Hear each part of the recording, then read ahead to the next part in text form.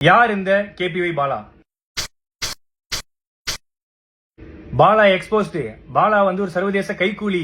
இவன் ஒரு ஸ்கேமு. இவன் மாட்டோன்னு நினைச்சா வாங்கடா அடிக்கலாம். இந்த வண்டி தான் அண்ணன் கேபிஒய் பாலா எனக்கு வாங்கி கொடுத்தது. இதை வந்து நிறைய பேர் என்ன சொல்றீங்க, வண்டி வந்து வாங்கி கொடுக்கல, பொய்யானது, நம்பர் பிளேட்லாம் மறைச்சிருக்காங்க அந்த மாதிரி சொல்றீங்க. இது வண்டி ஜெப்ட் நான் தான் ஓட்டுறேன், அண்ணன் எனக்கு வாங்கி கொடுத்த வண்டி தான். எவ்வளோ வன்மம் இல்ல. சரி ஓகே, நானும் வந்து இந்த 2 நாளா சரி ஓகே இது ஓகே இது இப்ப முடியும் அப்ப முடியும்னு பாத்துட்டு இருந்தேன். ஒரே ஒரு படம் பண்ணேன். அந்த படத்துக்கு அப்புறம் இவ்வளோ வந்து ஏதாவது ஒண்ணு பண்ணுவாங்கன்னு எனக்கு சத்தியமா தெரியாது. ஒரு சின்ன கான்ட்ரவர்சி ஒன்று போயிட்டு இருக்கு இந்த ஆம்புலன்ஸ் ரிலேட்டடா. ஆம்புலன்ஸ் பாத்தீங்கன்னா கொடுக்குறப்ப இல்ல டிடி அப்படின்னு சொல்லி மென்ஷன் ஆயிருக்கும்.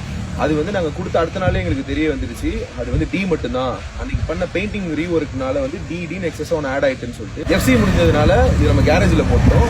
அதுக்கு ரீப்ளேஸ்மெண்டா ஆம்புலன்ஸ் நம்ம கொடுத்து அது பயன்பாட்டில் இருந்துட்டு தான் இருக்கு மக்களுக்கு. அதுல எந்த விதமான பிரச்சனையும் எதுவுமே கிடையாது. ஸோ இந்த ஆம்புலன்ஸ்னால எவ்வளவு குழந்தைங்க பிறந்தாங்க, எவ்வளவு பேர் உபயோகம் அடைஞ்சாங்க, எவ்வளவு உதவி பண்ணுச்சுங்கிறத பத்தி யாருமே பேசவே இல்லை.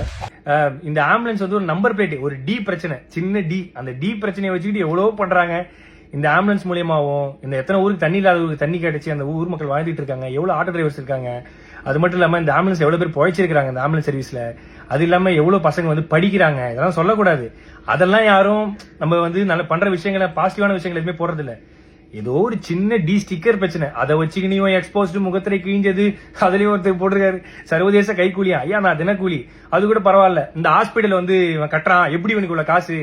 ஏங்க நான் ஈவென்ட் போறேன், நான் வந்து ஆங்கரிங் பண்றேன், நான் படம் நடிக்கிறேன், ஆட் ஷூட் பண்றேன், அதை தாண்டி நான் ஃபாரின் ஈவெண்ட்ஸ் போறேன். இதுலயும் வந்து இவருக்கு ஃபாரின்ல இருந்து யாரோ காசு தராங்க. யாருங்க காசு தருவா அந்த காலத்துல? என்கிட்ட ட்ரஸ்ட் கிடையாது, என்கிட்ட எந்த விதமான கிரவுண்ட் பண்ணி ஆக்டிவிட்டிஸ் பண்ற எதுவுமே கிடையாது. நான் சொந்தமா சம்பாதிக்கிறத மட்டும் தான், நான் டே நைட்டா ஓடி சம்பாதிக்கிறதா பண்றேன்.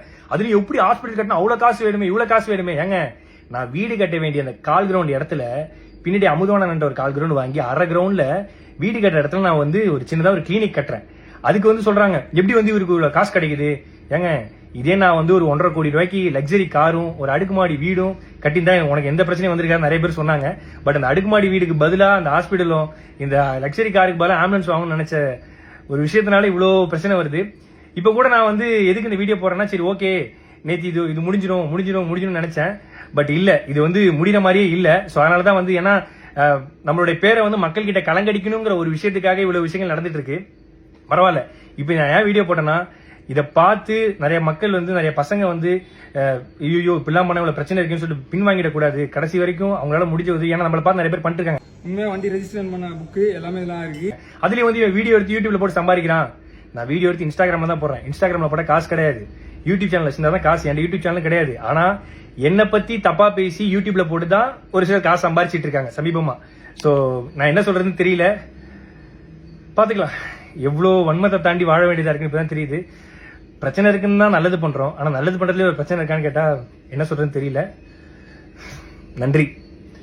இந்த 2 நாளா நான் படுற கஷ்டத்துக்கு எல்லாத்துக்கும் நன்றி. ஆனா நீங்க பண்றதெல்லாம் பார்த்து நான் ஓட மாட்டேன். எனக்குன்னு மக்கள் இருக்காங்க, அவங்களுக்காக நான் கடைசி வரையும் ஓடுவேன். தேங்க்யூ.